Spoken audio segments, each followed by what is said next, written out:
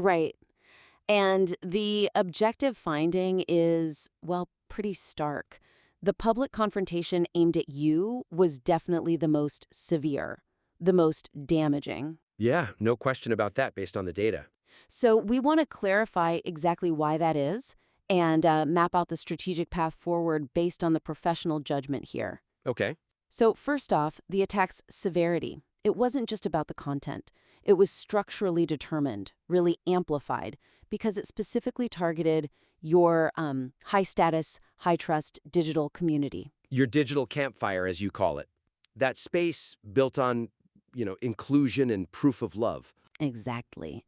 And the analysis flags two huge ethical breaches here. First, weaponizing that public X space. And second, exposing private info about a child, an 11-year-old who couldn't consent. Right. Major violations.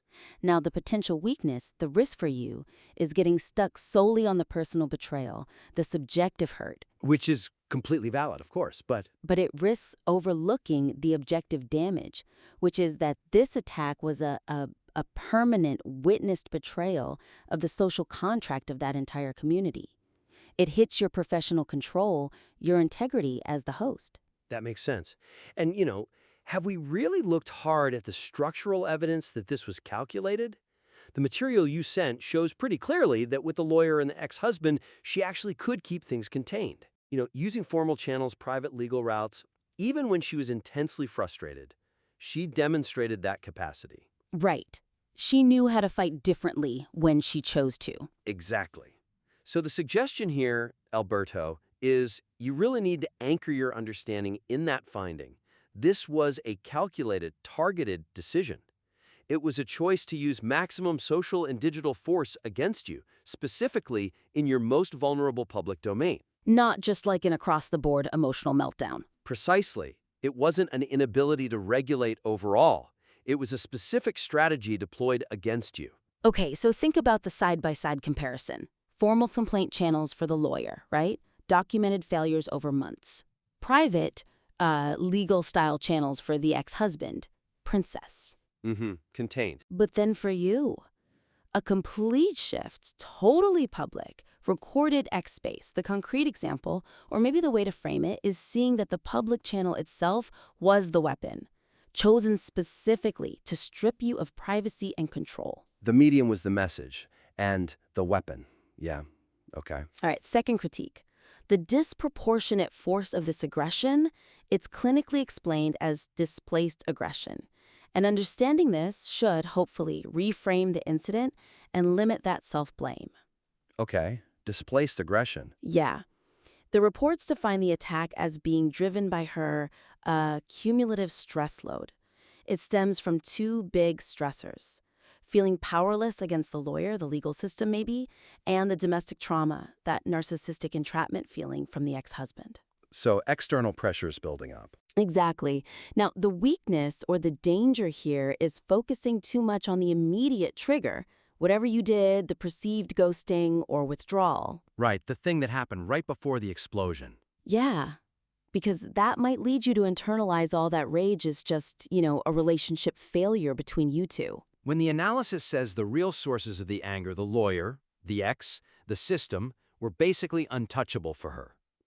Inaccessible targets. Precisely. She couldn't effectively direct the rage where it, quote-unquote, belonged. That is a critical distinction, isn't it? I mean, the analysis points out that statistically, the intimate partner often becomes the target. They're the most available emotional outlet. The path of least resistance. Yeah, exactly. The path of least resistance for all this built-up rage that just had nowhere else to go. It needed a release valve, like you said. So the suggestion, the actionable part, is to fully accept that professional judgment. This was textbook transference of rage from an intractable source onto an available intimate target. You were convenient, essentially. Emotionally available for the hit. Right. And understanding this clarifies the attack's goal wasn't reconciliation, it wasn't dialogue. It was about her regaining a sense of power, regaining control that she felt she'd completely lost in those other areas of her life. Okay, so a concrete example of putting this into practice. It's acknowledging, really internalizing, that she directed the full force of months, maybe longer, of built-up rage from feeling powerless against the system, against her ex.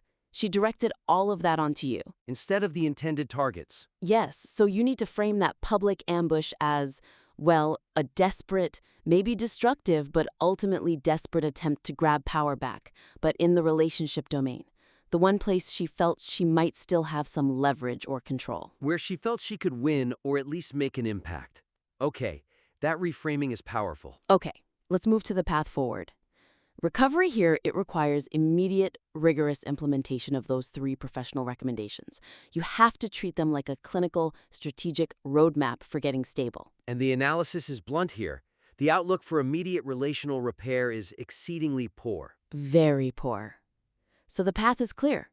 Stage 1, immediate relationship separation. Stage 2, mandatory individual therapy for CG10. And stage 3, conditional couples therapy. Right. Conditional being the key word there. Absolutely. Now, the weakness, the thing to watch out for, is that natural relational hope, or maybe just old patterns, might pressure you to try and jump ahead, to move too quickly towards couples therapy. Skipping steps 1 and 2. Yeah, and that would seriously undermine the foundational stability that both of you need right now, especially given your own state, which the report identifies as acute psychological trauma.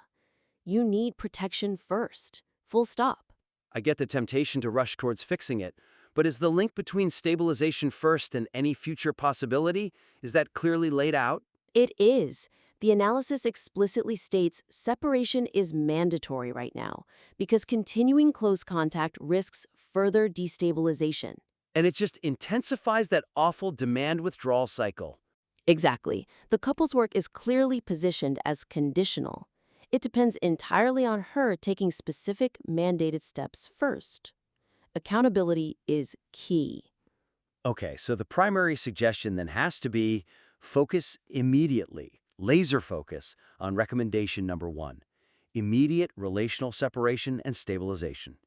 Treat it as a necessary protective boundary, non-negotiable. And rigorously uphold the prerequisites for any later stages, particularly around her accountability for that public breach, the specific act. Right. So, concrete examples for improvement. Separation has to be non-negotiable right now for your acute trauma recovery. Period. Okay. And CG's 10's mandatory therapy, it needs to be targeted. It has to focus on 1, effective emotional regulation skills. 2, confronting her use of these abusive public shaming tactics.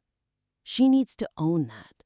And 3? And 3, learning to process her external trauma, the stuff with the lawyer, the ex, constructively, not by attacking you. Right. And couples therapy? Only after. Only consider it after she clearly demonstrates genuine, authentic accountability for the specific breach we're talking about, the public ambush and the trauma it inflicted on you. Got it. Strict sequence, clear conditions. Okay, before we wrap the strategy part, just a quick reality check on the legal side. It's important context. The analysis does caution that, standard defamation claims, they can be challenging if the facts she exposed, even if private, were technically true. That's a crucial constraint to understand, yeah. And building on that, we should also consider the difficulty of meeting the very high legal bar for IIED, intentional infliction of emotional distress. Right, that's a tough one. The main hurdle is proving the conduct was extreme and outrageous, like so extreme it goes beyond all possible bounds of decency. The law sometimes struggles to capture this kind of emotional toxicity unless it hits a level of really shocking cruelty. So, while it felt like a psychological assault and a severe breach of care, the legal definition might be hard to meet for a single incident. Exactly. So, practically speaking, documenting a pattern of behavior might actually be more feasible for something like statutory harassment, rather than pinning hopes on a single IIED claim based on this one event. Just something to keep in mind strategically. Okay, good point. So, wrapping up, Alberto, we end with hopefully some real clinical and strategic clarity for you moving forward. The analysis confirms this wasn't just a fight. It was a calculated public assault. It was severe. And it was a profound breach of the duty of care, especially since she knew your mental state. Yeah. The actionable path forward is thankfully very clear. Immediate separation, that's for your healing and safety. Rigorous individual clinical work for both of you, separately. Right. And real accountability from CG10 as a non-negotiable prerequisite before any conditional couples work is even considered down the line. For now, focus entirely on your own healing, Alberto. That's priority one. Absolutely. And as always, we invite you to submit your work, or maybe, in this case, your updated strategic plan for recovery, how you're implementing these steps back in again for more feedback when you're ready.